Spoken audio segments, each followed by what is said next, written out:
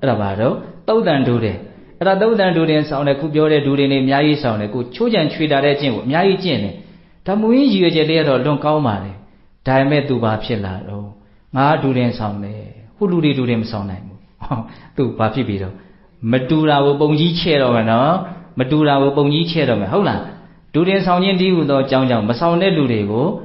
နှိမ်ချတယ်သူကိုယ်သူမြင့်တင်တယ်ဒူတယ်ဆောင်ပုဂ္ဂိုလ်ကြီးဘာဖြစ်သွားသူယုံမှဖြစ်သွားစကလုံးကိုနည်းနည်းလေးထိအောင်အဲ့လိုပြောကြည့်တာဟုတ်လားဒူရင်ဆောင်တော်လည်းပဲသူဟာလူယုံမှပဲဖြစ်တယ်လို့အဲ့တိုင်ကိုမြတ်စွာဘုရားဟောထားတာဟုတ်လားဒူရင်ဆောင်ပြီးရင်ဘာရှိဖို့လိုမလို့ဒူရင်ဆောင်ခြင်းဒီဟုသောအကြောင်းကြောင့်သူများကို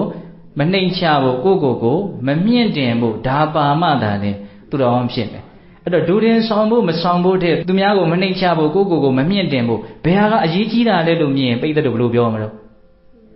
သူများကိုမနှိမ်ချဖို့ကိုမမြင့်တင်ဖို့ကပို့ပြီးတော့အရေးကြီးတယ်နော်ဒီဥစ္စာကိုနားလည်ဖို့လိုတယ်ဘယ်ကအနှစ်သာရလဲဆိုတာနားလည်ဖို့လိုတယ်ခုလူတွေကကိုမလုပ်နိုင်တဲ့အလုပ်ကိုသူများလုပ်ပြလို့ရှင်အလွန်မင်းကိုပဲစိတ်ထဲကအံ့ဩပြီးတော့မဖြစ်တာတော့အထင်ကြီးကြတာတွေရှိနော်အဲ့ဒီကိစ္စတွေကလူတွေကိုအလွန်လိမ်လို့ကောင်းတာပဲလူတွေရဲ့အညာကိုမြင်နေရလေသူများမလုပ်နိုင်တာတွေလုပ်ပြတာ